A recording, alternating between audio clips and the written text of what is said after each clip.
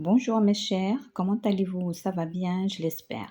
La séance d'aujourd'hui sera consacrée à la correction des exercices qui sont proposés dans le cahier d'activité CM2, pages 10 et 11, comme vous m'avez demandé. On va commencer par le vocabulaire. On tourne dans la liste suivante tous les mots qui désignent une couleur. Vacances, horreur, ambiance, vert, marron, rose, jaune, école, rentrée, jaune, bleu, capuchon. Alors les couleurs, on a le vert, alors on a dit entouré, marron, rose, jaune, et bleu. C'est bon? La deuxième question. Complète le tableau suivant avec des mots contraires. Alors, pour les mots, on a acheter, partir, chaleur, silence. Alors, acheter, le contraire, c'est vendre.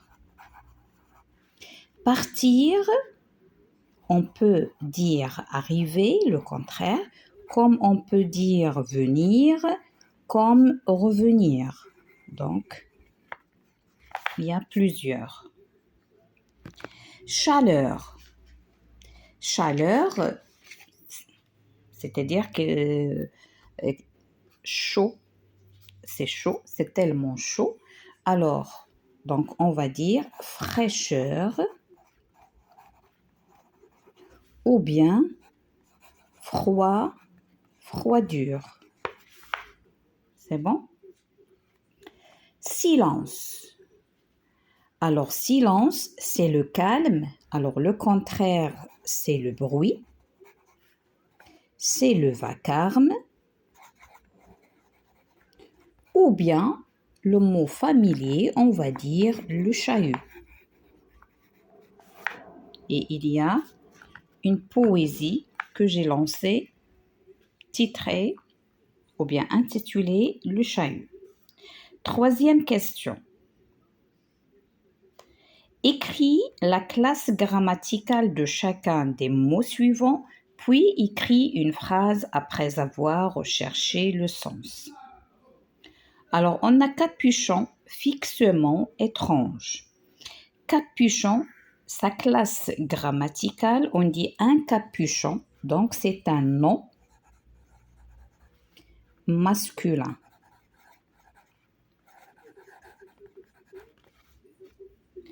Alors, qu'est-ce que ça veut dire capuchon? C'est une partie reliée à un vêtement. C'est une partie reliée ou bien attachée à un vêtement. Alors, ou bien on peut dire même capuchon, c'est la partie, c'est le couvercle ou bien c'est le bouchon. Hein. Là aussi, cette partie, c'est aussi le capuchon du stylo. D'accord? Alors, pour une phrase, vous pouvez écrire ce que vous voulez. Vous pouvez proposer d'autres phrases, mais moi, je vais dire le plus simple. Par exemple, il fait froid,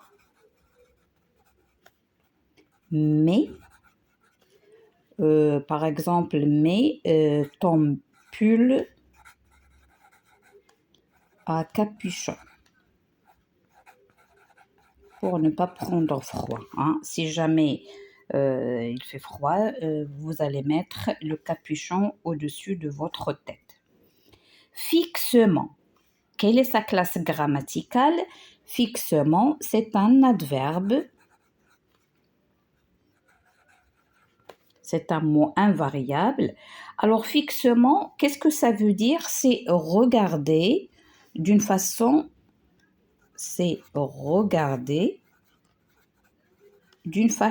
fixe. d'une façon fixe, c'est-à-dire sans bouger les yeux, hein, d'accord? Les yeux ouverts fixement, d'accord? Alors pour un exemple, là aussi, je peux dire, l'élève interrogé, l'élève interrogé en classe, bien sûr, hein, regarde fixement sa maîtresse. Il est en train de réfléchir, ou bien il a peur de répondre, ou bien il n'a pas osé, ou bien il est timide, ou bien un timide, il baisse la tête la majorité du temps. D'accord? Alors, étrange, pour sa classe grammaticale, il peut y avoir deux. Soit on dit un étrange, c'est-à-dire c'est un nom masculin, ou bien il peut être un adjectif qualificatif. Étrange, c'est-à-dire bizarre. Adjectif qualificatif. Alors, étrange, qu'est-ce que ça veut dire? Ça veut dire bizarre.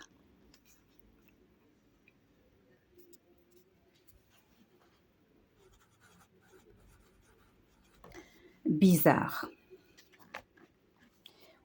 Alors, pour un exemple, on va dire il se comporte d'une façon étrange, ou bien ce chat.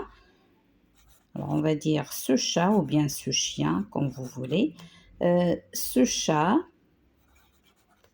est un peu étrange.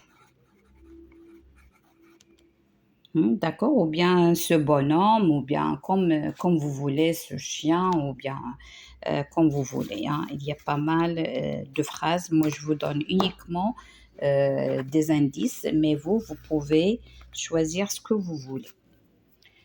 Alors, maintenant, on va passer à la révision de la grammaire. Vrai ou faux, coche la bonne réponse. Une phrase commence par une majuscule, bien sûr, parce qu'on dit la phrase est une suite de mots qui a un sens. Elle commence toujours par une lettre majuscule et se termine par un point ou bien une ponctuation finale. Ne compte pas sur moi. C'est une phrase affirmative. Non, c'est une phrase négative parce qu'elle contient les mots de négation, bien les adverbes de négation. Donc là, c'est faux. C'est une phrase négative. Vraiment est un adverbe. C'est un mot invariable, oui.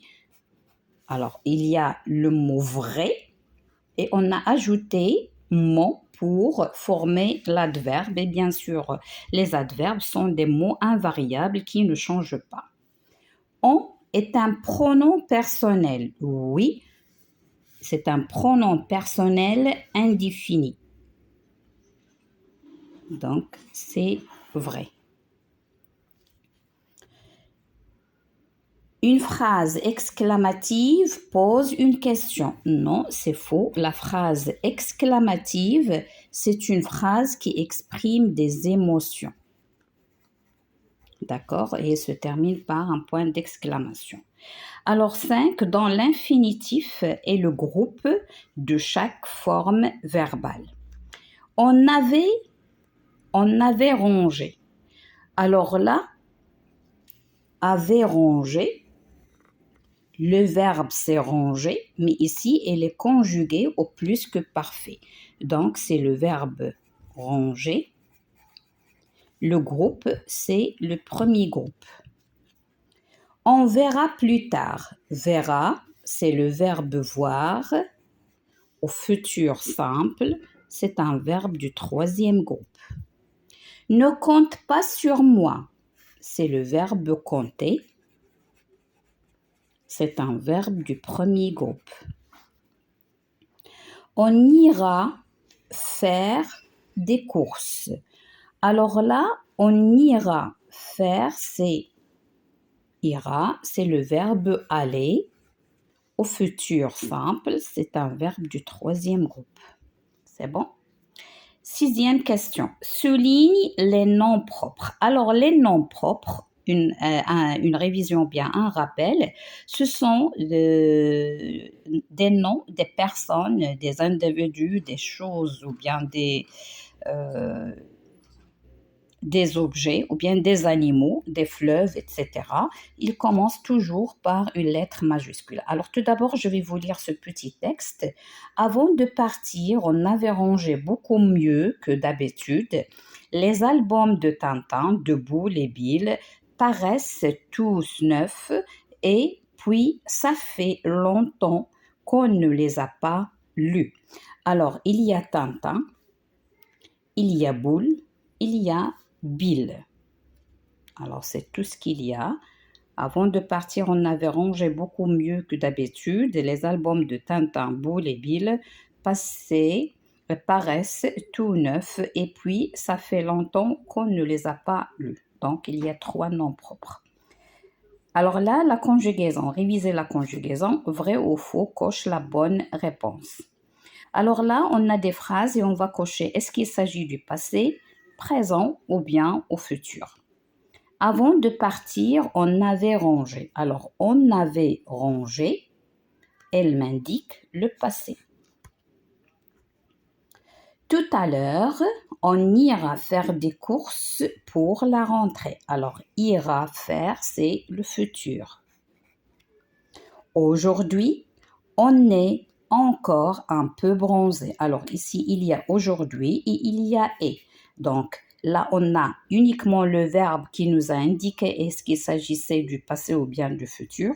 Mais là, on a l'indicateur du temps aujourd'hui qui marque le présent et on a être au présent.